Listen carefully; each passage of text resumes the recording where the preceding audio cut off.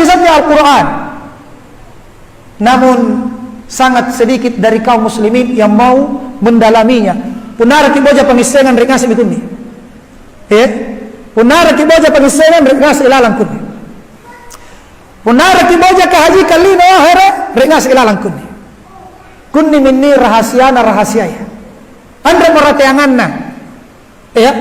Ini Al-Quran langsung datang dari Allah melalui makhluk yang mulia, yaitu malaikat Jibril, disampaikan kepada makhluk yang mulia, manusia yang termulia, kepada Nabi Muhammad sallallahu alaihi wasallam. Maka sesuatu yang mulia tidak diberikan kepada yang hina. Al-Quran adalah kalamullah, datang dari zat yang mulia, yang maha mulia, Allah Subhanahu wa taala, yang merupakan firman-firmannya disampaikan kepada malaikat yang termulia, malaikat Jibril, dan disampaikan kepada manusia yang paling mulia, Nabi Muhammad sallallahu alaihi wasallam. Dan di tempat yang termulia, yaitu Mekah dan Madinah. Maka hanya orang-orang yang mulia yang akan bisa menerima Al-Quran ini dan menjadikannya pedoman hidup. Maka bapak-bapak dan ibu-ibu sekalian, kalau kita ingin mengenal Allah, ini sombak lebih mendalam lagi, ingin mengenalnya, maka hendaknya kita buka firman-firmannya. Kita buka firman-firmannya. Apa paunna kareng Allah Ta'ala. Karena sesungguhnya yang paling mengenal Allah adalah Allah sendiri. Yang paling mengenal Allah adalah Allah sendiri. Jadi kalau ingin berbicara tentang Nabi Sombaya, maka pahami penjelasannya yang disembah tersebut.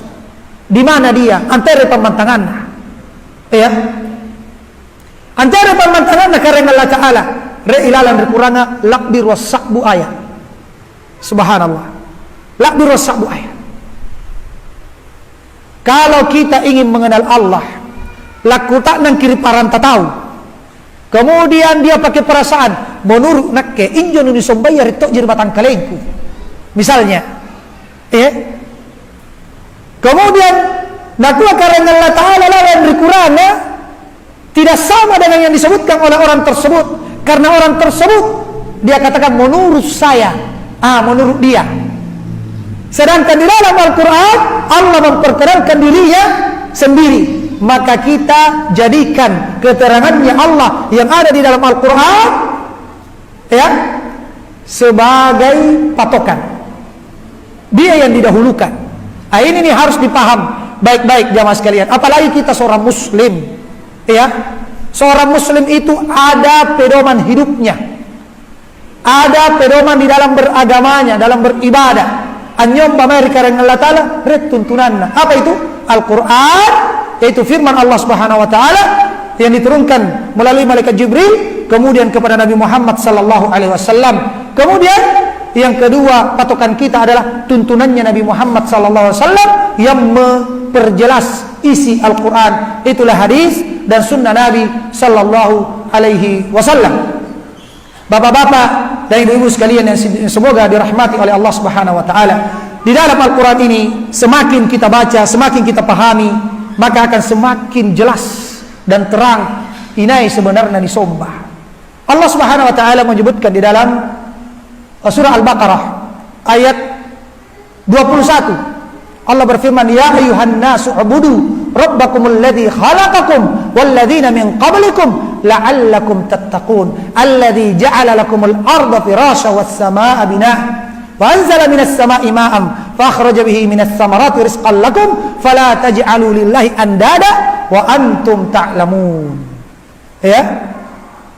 Di dalam surah Al-Baqarah ayat 21 dan ayat 22 Allah berfirman memperkenalkan dirinya.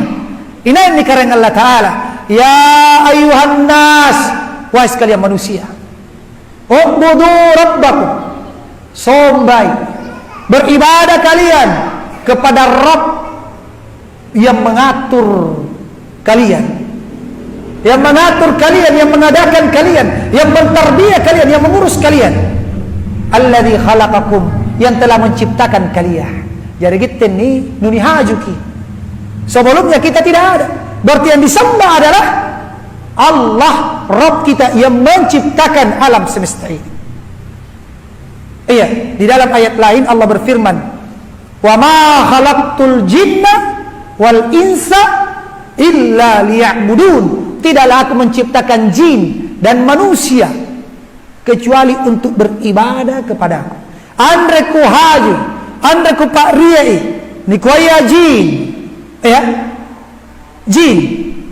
Apa rena namanya? Kuna jin? Ya, jin tok je ya. Jin. Kemudian manusia. Tujuannya apa? Untuk menyembah